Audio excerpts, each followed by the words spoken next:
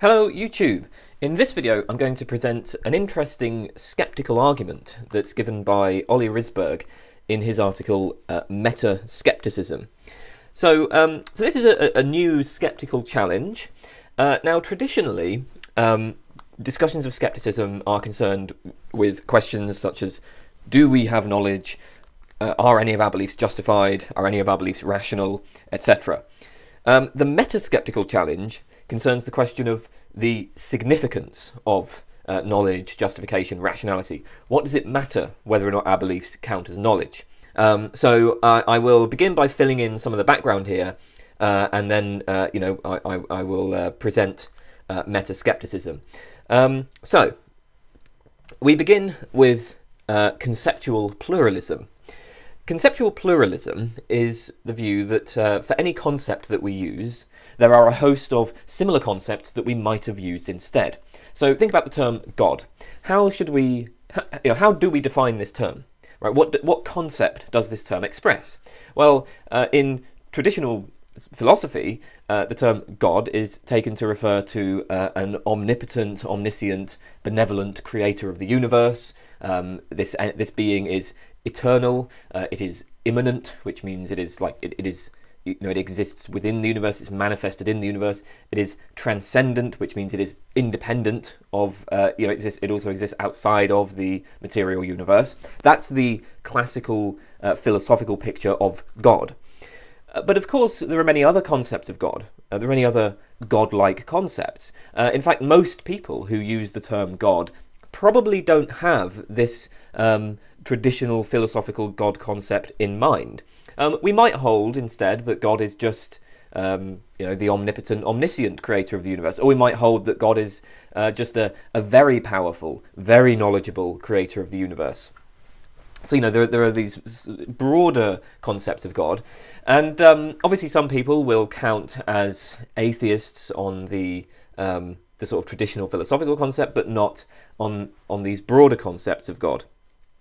If you deny that God is immanent, or you deny that he's transcendent, maybe God still has all of these other properties, but you would technically be an atheist according to the traditional philosophical concept. You would deny that anything satisfies that specific concept. So, there's a plurality of God concepts. Well, there's similarly a plurality for many ordinary concepts as well. So this isn't just about, this isn't just something that manifests in technical philosophical discussions. Consider our concept house. Tents are not houses. I mean, I'm not entirely sure what the precise definition of house would look like. We may not be able to specify the necessary and sufficient conditions for something to be a house. But clearly, the concept house does not pick out tents. Now, of course, we could have used a different concept. We could have used the concept house star, and this includes tents. I mean, maybe a house star is just any artificial structure designed for human habitation or something like that. There are many different house-like concepts. Some of them refer to tents, some do not. And the same point seems to hold for all our concepts. We can define words however we want. So whatever concept a word expresses, it could have been used to express a different but slightly closely related concept. And moreover, there doesn't seem to be anything necessarily defective about these alternative concepts. We happen to use particular concepts and not others, and maybe there's a good reason for that, but we could think about the world in terms of these other concepts. We could think about the world in terms of house star, right, rather than house. There are plenty of things that do in fact satisfy the concept house star. This same conceptual pluralism holds for our epistemic concepts as well, like knowledge, justification, rationality. We'll focus on knowledge, but it is worth bearing in mind this is also going to hold for justification and rationality and so on too. So to get a sense of conceptual pluralism about knowledge, we can just look at the various definitions of knowledge that have been proposed in philosophy. Here are a few knowledge-like concepts that Risberg notes. So there's the JTB theory, which says S knows that P if and only if S has a justified true belief that P. There is the causal theory. S knows that P if and only if S has a belief that P that was caused by the fact that P. The safety theory. S knows that P if and only if S has a true belief that P in all sufficiently nearby possible worlds in which she uses the same method of belief formation as the one she actually uses. Okay, so if you've read the literature on epistemology, you will have come across these various different analyses of knowledge. Now, the traditional question of epistemology is, which of these provides the correct analysis of knowledge? And that's basically the question of, like, what is our concept of knowledge? But regardless of the answer to that question, regardless of what our concept of knowledge is, there are still going to be a whole load of knowledge-like concepts. So when we look at, for instance, the Gettier problem, we may decide that our concept of knowledge is not just justified true belief. But it could have been. We could have defined the term knowledge so that it expressed justified true belief. And in that case, we would judge that people in Gettier cases do have knowledge. So, you know, there's nothing defective about these alternative concepts. Even if our concept of knowledge is not justified true belief, the notion of justified true belief is it seems perfectly coherent. And I mean, even if that isn't, even if there is some problem with justified true belief, there are going to be other concepts of knowledge where, you know, they're perfectly coherent, they're perfectly acceptable concepts. It's just that they're not our concept of knowledge. All right. So with this in mind, let's turn and consider a sort of traditional skeptical argument. So here's a traditional argument for external world skepticism. It would go something like this: I don't know that I'm not a brain in a vat. You know, why would that, like, why do I say that? Well, because all of my experiences, all of my thoughts and beliefs and everything I'm currently experiencing could be just the same as it is, regardless of whether I'm a brain in a vat or whether I'm really in an external world, right? So I don't know that I'm not a brain in a vat. If I don't know that I'm not a brain in a vat, I don't know that I have hands. So I don't know that I have hands.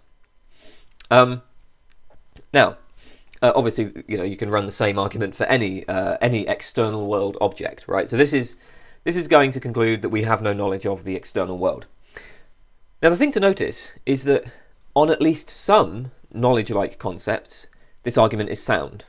On others, it might not be. So Risberg considers two knowledge-like concepts.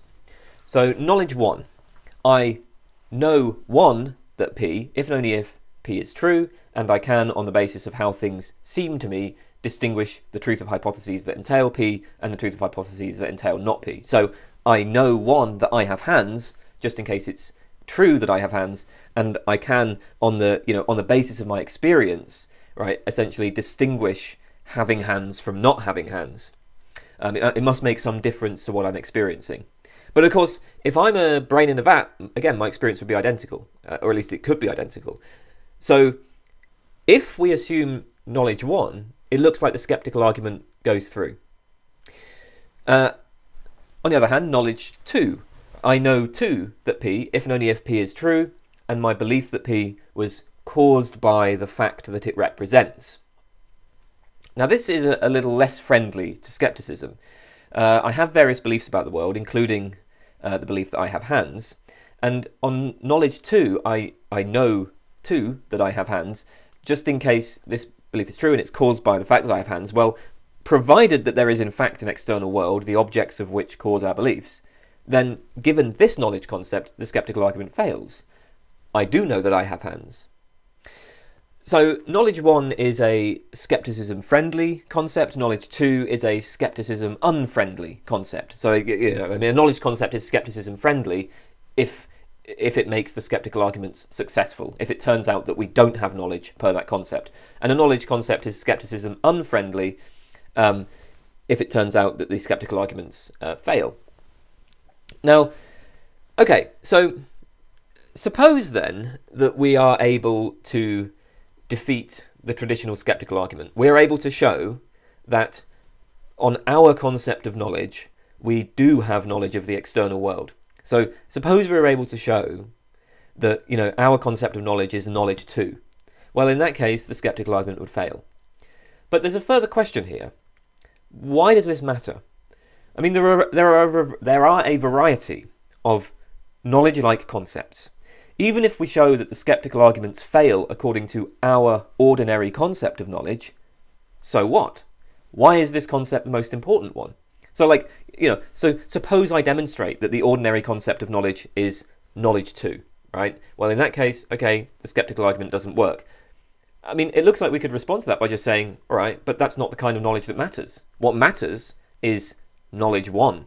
And on knowledge 1, the skeptical challenge stands. So when we think about skeptical challenges, we have to ask the question, which knowledge concept or knowledge-like concept really matters? So let's designate this knowledge plus. Okay, knowledge plus is the most important knowledge-like concept. It is the knowledge-like concept that is epistemically privileged. And so the question is knowledge plus skepticism friendly or skepticism unfriendly, right? Like, does the skeptical argument stand or fail on knowledge if we assume knowledge plus? Because even if I know that I have hands, I may not know plus that I have hands, right? Even if we can overcome traditional skepticism and we can show that we do have knowledge, we have not shown that we have knowledge plus, and knowledge plus is what actually matters, because our ordinary concept of knowledge might not be knowledge plus. So even if we show that we have knowledge, that doesn't seem to have resolved the skeptical challenge. To answer the skeptic, we need to show that we have knowledge plus. We need to show that we have the kind of knowledge that matters. Okay, well, hopefully that's clear. So with this point in mind, Risberg introduces Meta-Skepticism. And the question that motivates Meta-Skepticism is, what does it even mean to say that some knowledge-like concepts are more important than others, or that there is a most important knowledge-like concept? The meta-skeptic says it makes no sense to suppose that some knowledge-like concepts might be genuinely more important than others. So the meta-skeptic says there is no knowledge plus.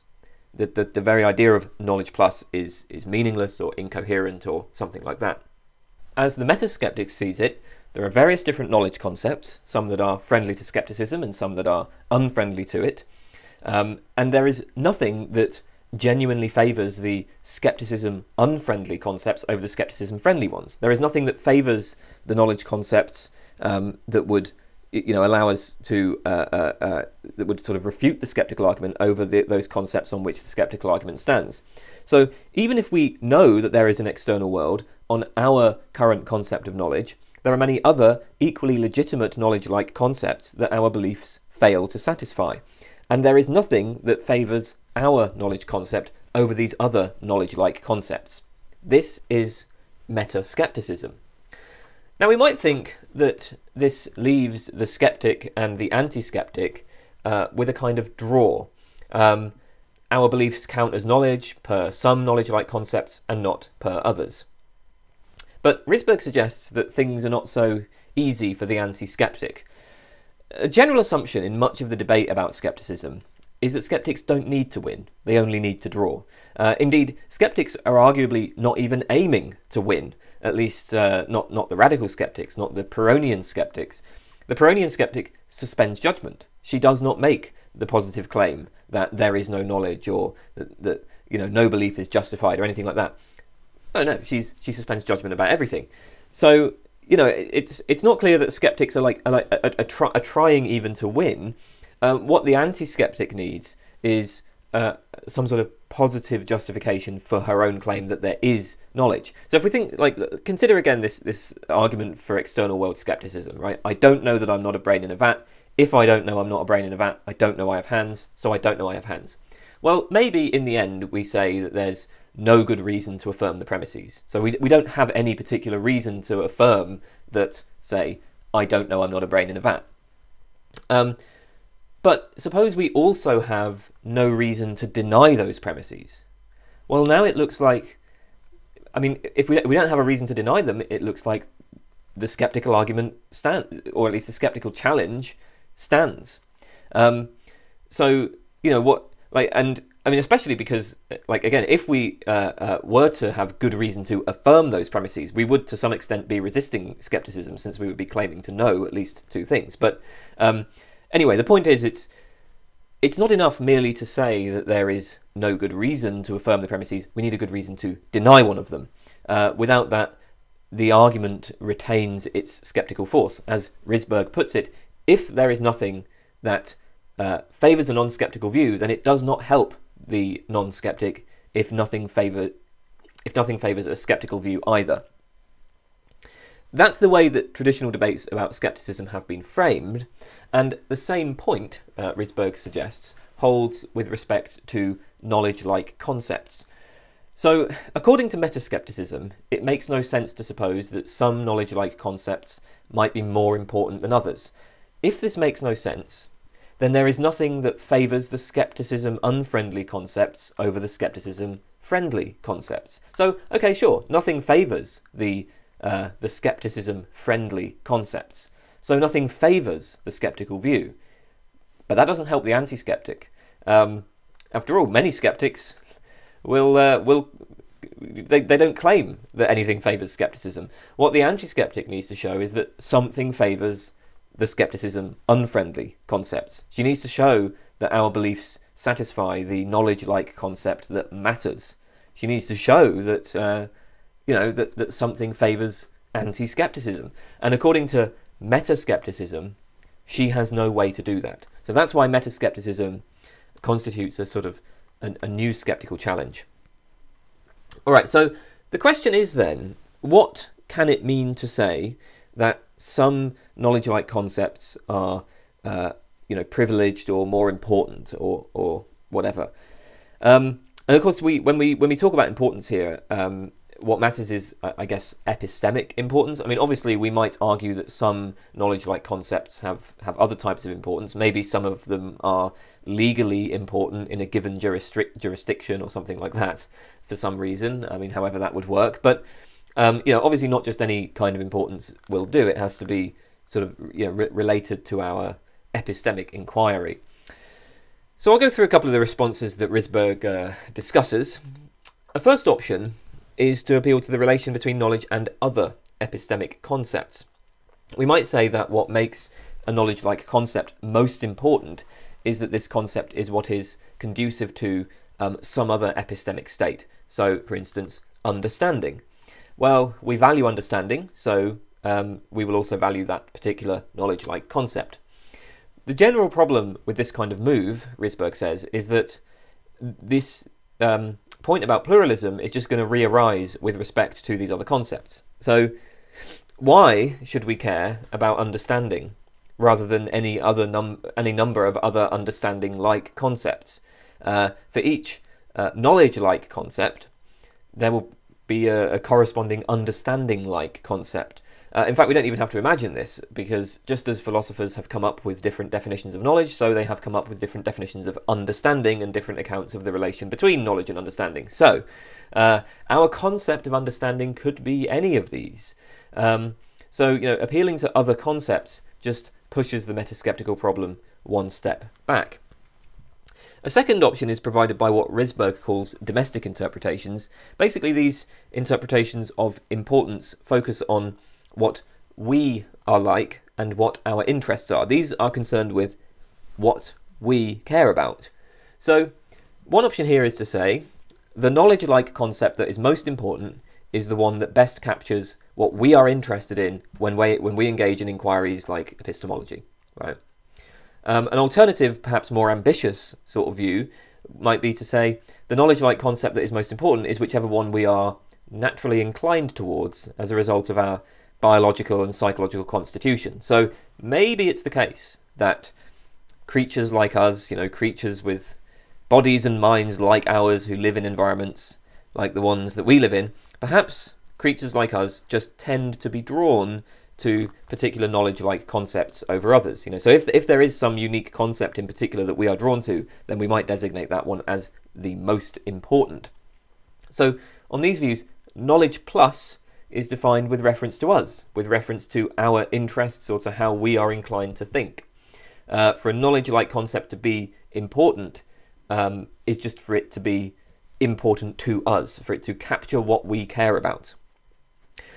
So, okay, that's one option. Risberg objects to this, however, because he says, well, look, for all we know, what we care about might turn out to just be epistemically unimportant. his argument here isn't entirely clear to me, but he draws an analogy to the concept GRU, which was first introduced in a very different context by Nelson Goodman.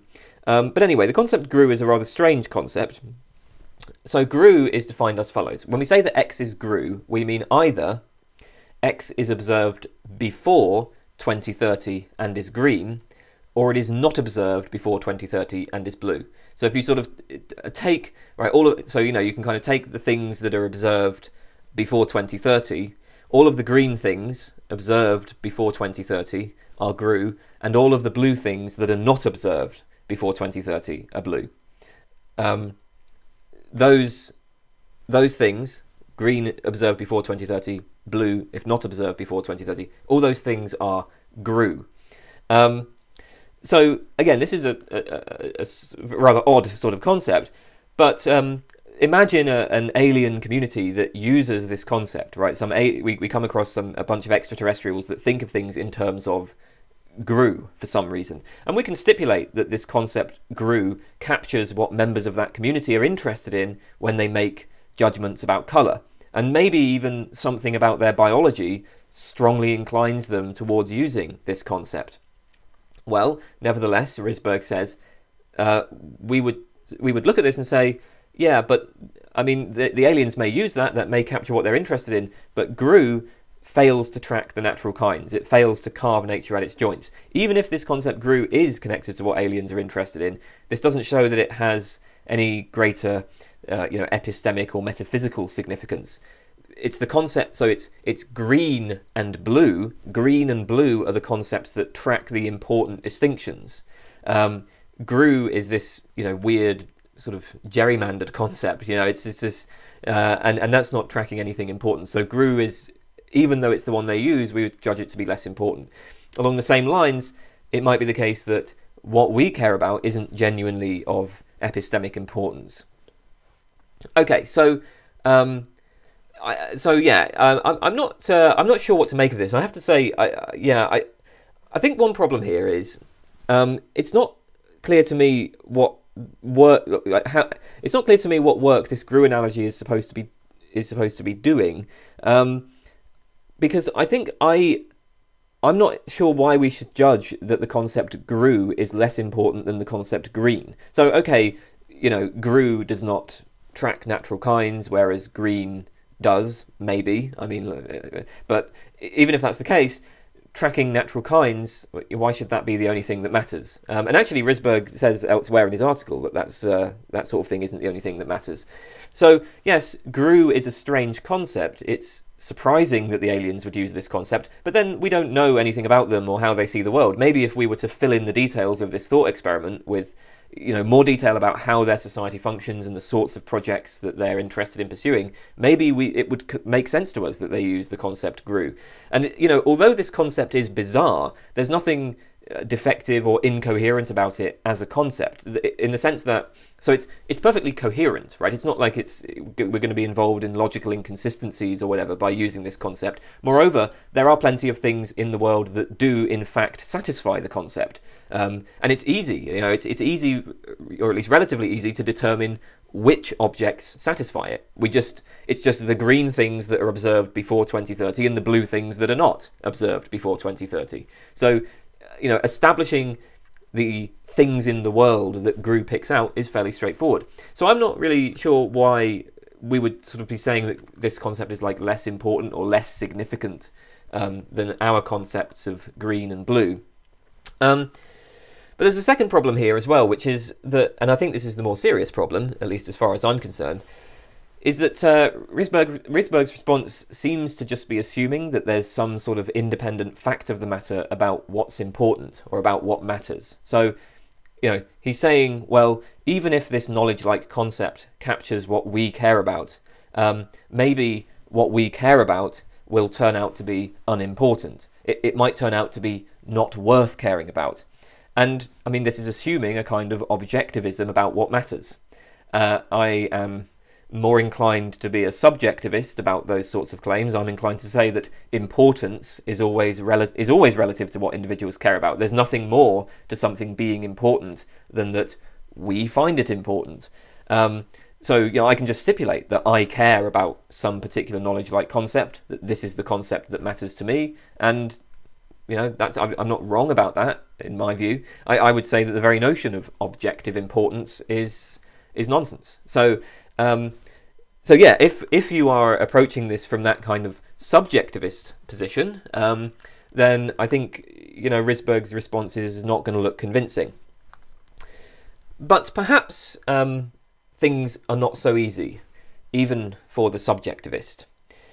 Because we can still raise some challenges here. And the question that we can raise for the subjectivist will be, well, how do I tell which of these knowledge-like concepts matters to me, right? So it seems that even from a subjectivist point of view, I may sometimes still be mistaken about what matters to me, right? And so we're all familiar with cases where we expect that we will gain pleasure from doing something, but then it turns out we're mistaken, right? Like, I expect I will find it enjoyable to sit down and watch a movie, but I just end up feeling bored. The same kind of thing can happen with our intellectual pursuits. When I first started doing philosophy, I remember one of the earliest courses I did was on philosophy of art. And I thought it was really important to do a sort of conceptual analysis of the concept art. I thought it was important to try to nail down the necessary and sufficient conditions for something being an artwork, and so I engaged with that literature. And I thought that doing that would achieve certain, I guess, intellectual ends. But then, after engaging with those debates for a while, I came to view them as somewhat misguided. I came to judge conceptual analysis as the wrong sort of tool for thinking about art. So, I mean, in principle, I could have just said, I'm going to stipulate that conceptual analysis of the concept art is what's important to me. But, for the majority of people, the reason why you would use a particular method, like conceptual analysis, is to achieve some other goal. And that might be a very vague goal, right? Maybe your goal is just something like understanding artwork. But provided you do have some further goal, then you could always come to judge that conceptual analysis is the wrong tool for achieving that goal. Conceptual analysis is the wrong tool for achieving the goal of understanding artwork.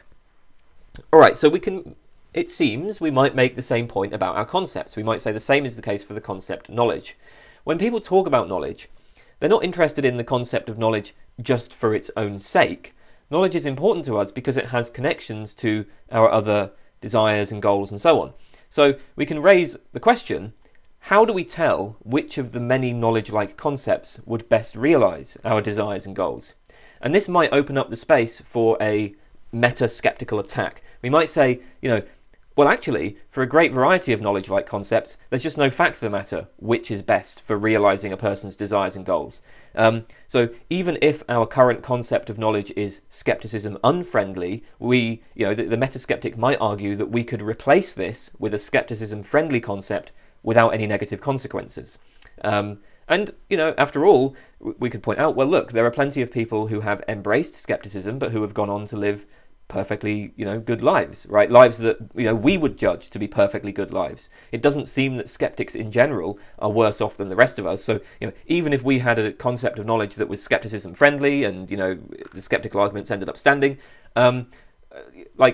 maybe we would be just as well off, right? So actually, there is no unique knowledge-like concept that best realizes, or that is best for realizing our desires and goals. So even from a subjectivist point of view, then we might say the meta-skeptical challenge still stands. Maybe we could go we could go with that kind of argument. All right. A third option to respond to meta-skepticism is what Risberg calls the Constitutivist strategy. I think this is actually quite similar to the first option, and it faces essentially the same problem, but he presents it as a different one. So to understand how this works, consider chess. The rules of chess are constitutive of the game of chess. So one rule is rooks do not move diagonally. If you're playing a game in which rooks do move diagonally, then you're not playing chess, right? Because chess is just defined by its rules. Chess is constituted by its rules, one of which is the rule that rooks do not move diagonally. So the rule rooks do not move diagonally. This binds every chess player because it's constitutive of chess. If you're not following that rule, you're just not a chess player, essentially by definition. So the idea of constitutivism is that a particular knowledge-like concept might be constitutive of agency, in kind of a similar way to how the rules of chess are constitutive of the game of chess. So there's a particular knowledge-like concept that might be in some sense constitutive of agency, and so this knowledge-like concept is going to be the most important. Well, okay, how exactly is that supposed to work? Well, here's one idea. We might argue, first of all, that beliefs are constitutive of agency, right? To be an agent, you have to hold beliefs. So an agent, broadly speaking, is a being that deliberates and performs actions. But the argument might go, you can only do that if you have at least some beliefs. So suppose, for instance, that I'm hungry and I'm deliberating about what food to eat. Well, I can only engage in this kind of deliberation if I have some beliefs about what the different types of food are like and how I will react to them. So if I have no idea what will happen when I eat pizza, if I have no idea whether it will taste good or bad, whether it will be edible or just explode in my mouth, whether it will satiate my hunger or make me feel more hungry, if I just have like no beliefs at all, then it seems I'm going to have no way to come to a decision about whether I want pizza. I'd have no way to evaluate it. So the argument might go, beliefs are constitutive of agency. Okay, then we would say that, then the question is, well, what exactly is a belief? And we might think that beliefs are in some sense, we can think of beliefs in terms of their aims. And we might say that the aim of belief is knowledge. So there's this essential connection between belief and knowledge. Knowledge is the goal of believing. And so this is why our concept of knowledge is most important. It's because beliefs are required for agency and knowledge is the aim of belief. So there will be certain norms that are constitutive of agency in kind of the similar way that, the rules of chess are constitutive of chess. There are going to be norms like do not believe that P unless you know that P. It is inappropriate to believe that P unless you take yourself to know that P. Because, if once you judge that a belief is not knowledge, that just is to judge that an agent should give up the belief. So all agents are bound by the norm to seek beliefs that count as knowledge, not beliefs that satisfy some other knowledge-like concept. And this is why knowledge is most important. That's why it's more important than other knowledge-like concepts. Right, that's the general idea of a constitutivist view. Obviously, there's going to be different ways of filling in the details, but hopefully that that made it clear how that kind of thing works. There is a standard general objection to these sorts of views, and this is the schmagency objection. Okay, so even supposing that our beliefs are constitutive of agency and that belief aims at knowledge, none of this shows that any particular concept of knowledge has any special status unless we can also show that agency itself is special. So if you think about the rule that rooks must not move diagonally, well, that's constitutive of chess, but it doesn't have any special status because chess has no special status. I mean, yeah, maybe maybe people tend to enjoy chess, but they could just choose to play some different game instead if we so desired. So that rule, yeah, okay, it's binding on chess players, but you don't have to be a chess player. So the same sort of issue arises for agency. So let's take our this knowledge-like concept. Let's consider some alternative knowledge-like concept, knowledge star. Well, now we can say, look, schmeliefs are constitutive of schmagency, and the aim of schmelief is knowledge star. So why not be a schmagent, right? Just as there are many different knowledge-like concepts, there are also many different belief-like concepts, and there are many different agency-like concepts. If we say that some concept of knowledge is constitutive of agency, well, why shouldn't we just take some other agency-like concept as being important instead? So again, this is kind of the same problem we saw with the first response, which tries to tie knowledge to other epistemic concepts. The problem in general is whatever we tie knowledge to, there's going to be a conceptual pluralism with respect to that thing. So, if we suppose that our concept of knowledge is justified true belief, right? So then we'd say belief is constitutive of agency and belief aims at knowledge in the sense of justified true belief. agents are bound by the norm of seeking knowledge. But then we can just propose, say, a different knowledge concept, a causal knowledge-like concept, and that's going to be similarly connected to an agency-like concept. So we'd say, well, Schmelief is constitutive of Schmagency, and Schmelief aims at knowledge in the causal sense, and then a Schmagent is bound by the norm of seeking knowledge in the causal sense. I mean, alternatively, we might just adopt a sort of minimal conception of agency. We might say that so a minimal agent is just any entity that engages in something like deliberation and forms intentions to act. And so a minimal agent will include a whole bunch of different agency-like concepts, more precise agency-like concepts. And it doesn't seem like being a minimal agent is going to bind us to the norm of seeking knowledge rather than some other knowledge-like thing. Indeed, being a minimal agent might not bind us to the norm of seeking beliefs that satisfy any knowledge-like concept. It's not obvious that knowledge would need to be important to a minimal agent. That's